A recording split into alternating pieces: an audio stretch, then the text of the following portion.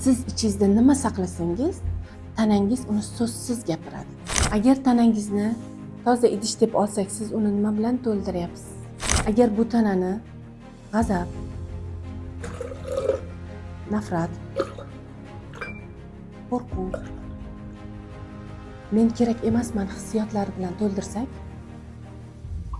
ong ostida men yomonman, men kerak emasman, men sevilmasman kabi hissiyotlar yoziladi. Natijada stressga javob beradigan mexanizmlar aktivlashadi. Onda esa adrenalin, kortizol kabi stress gormonlari ortadi. Immunitet zaiflashadi va eng ko'p uchraydigan oshqozon ichak kasalliklari, allergik kasalliklar, nevrologik kasalliklar, autoimmun kasalliklar, yurak qon tomir kasalliklar paydo bo'ladi. Mana shunaqa negativlar bilan to'lgan tanani farmakologik preparatlar, dori-darmonlar bilan davolab bo'ladi deb o'ylaysiz. Buyuk olim Ibn Sino ham ruhni davolamasdan tanani davolab bo'lmaydi deb aytgan. O'zingizni har qanaqa stressga tushiradigan holatlardan